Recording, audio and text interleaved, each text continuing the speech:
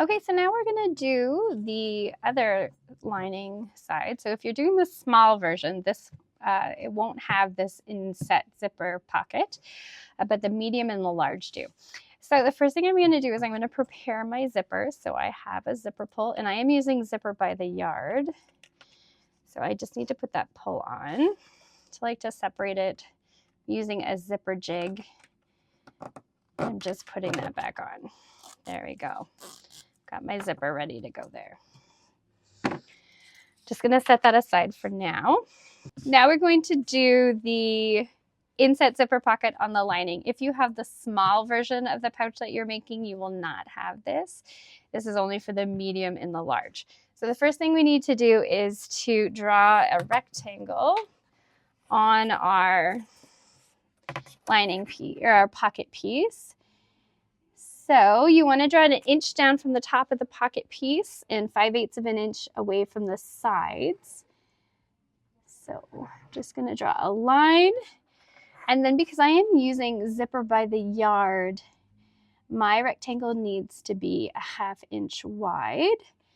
So I'm just drawing that second line so that my rectangle is complete.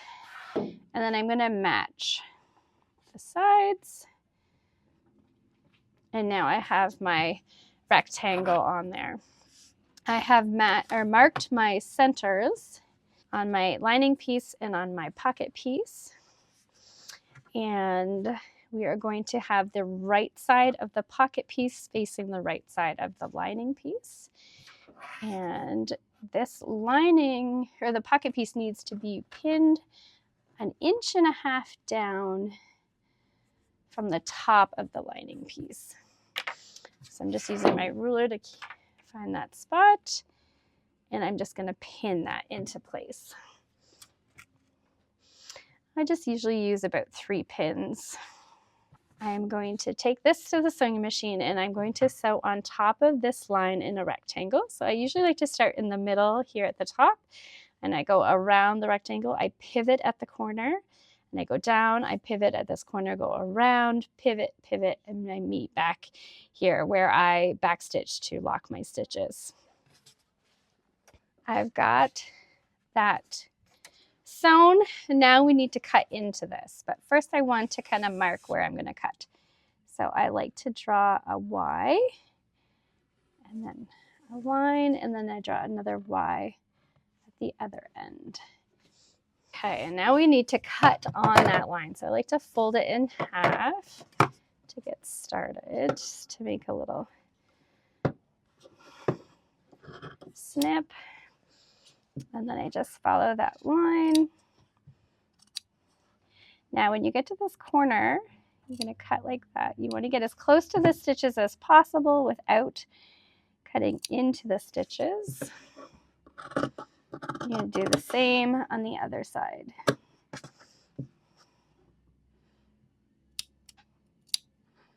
Okay. So now what we are going to do is we're going to take this lining piece and we are going to push it into this opening. And we are going to go to the back. And we're just going to pull this open. So if you find that when you pull this spot here, if you don't have a nice sharp rectangle, it means you didn't clip far enough into your corners. Now we're going to give it a press. I like to start at a corner. I am easing this so that that seam I sewed is right on the edge there. If you need to, you can just roll your piece in between your fingers to get it to line up nicely. It's okay if you have a few wrinkles. Okay, there we go. We've got it pressed open. Okay, so now we're going to take our zipper and we're going to put our zipper in there. First thing I like to do is use some basting tape. This stuff is super handy and it's nice and sticky, but still nice and thin, so it's not very wide, so you can hide it. So I like to put it along the edge have my zipper.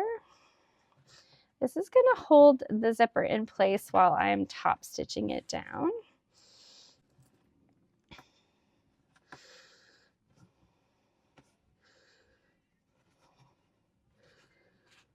Just press it down to make sure it's on there nice and good, and then I take off the paper backing. Okay, now this is repositionable, so what I like to do is, careful, your zipper pull is going to get stuck into there. That's fine. Now my zipper's a little longer than my opening, which is fine. So I'm just kind of going to put it in place, and then I'm going to adjust it from the top. So basically what you want to do is make sure your teeth are centered in the middle of that rectangle, and that you can kind of have, you have like an equal amount of tape on either side showing. And then I'm just going to press down to get that tape to stick in place. Okay, so now what I'm going to do is I'm going to take it to the machine. I'm going to stitch along this rectangle, 1/8 of an inch away from the folded edge, the pressed edge, and secure that zipper in place. Now you can move your zipper pull if you need when you are sewing around those corners so that you don't hit the zipper pull. And you may want to use a zipper foot. Now, when you are sewing around that, you do need to make sure that you don't get your pocket piece caught. So make sure you keep that out of the way. Okay, so I have sewn around my zipper. Just going to clip my thread here. Now what we are going to do is we are going to match these up. You can ignore this line. That was from a mistake that I made marking. And I'm just going to pin this in place. So you're matching the top of that pocket piece and the sides, and you're only pinning through the pocket piece. You are not pinning through the lining. I'm going to sew from this corner all the way to here, pivot along here, pivot, and come down here. I'm going to fold the lining part out of the way and just stitch through the pocket and the zipper. Okay, so I have sewn around my pocket. Now, if it's a little wonky, it does not matter because nobody is going to see this. This is going to be inside the bag, but you have created a zipper pocket. And there you go.